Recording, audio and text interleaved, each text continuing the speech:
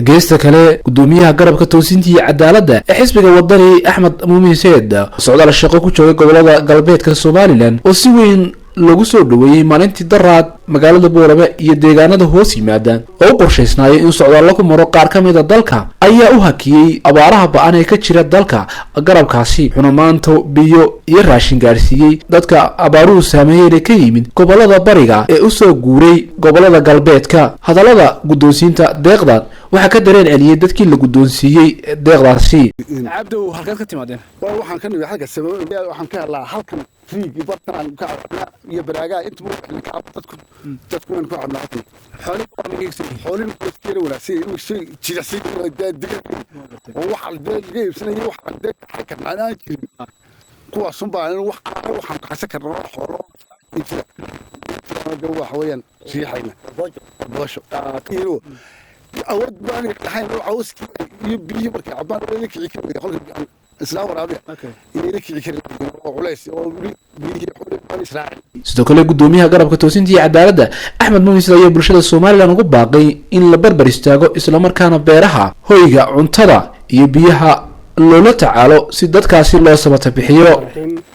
dadkiisan gudahan bacaha waa dadkii soo hayaamay ee ka soo hayaamay dhibaatooyinka iyo abaarahaas runtii saacadu sheegay dhibaato jirta ilaahay waxaan ka baryaynaa in ilaahay naga qaado abaarta runtii waa la dadaalaya xukuumadda noqoto ama xisbiyaha noqoto waa la dadaalaya laakiin dadaalkaas oo dhan waxaa ka weyn gacanta ilaahay oo ilaahay gacantiisa inoo qaado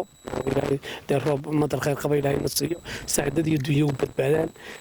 waxaan gaar ugu mahadcelinayaa runtii gobolkan Gabiley beerley baan anu markaan beero aad u la jecel badan yihiin laakiin waxaan mahadcelinayaa Gabiley beerley wixii yaalay dadkii walaalada soo haya haddana isku haysano xagga samada keenina waxaan Soomaaliland in hawlaan dadka cid walba waxay wadayna dejiso oo ay u siiso ka qayb qaadano guriga nimka aanu la kulanay oo runtii aanu gudbino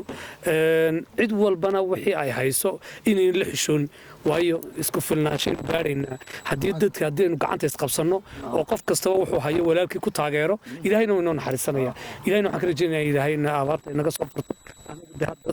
baan noo soconaa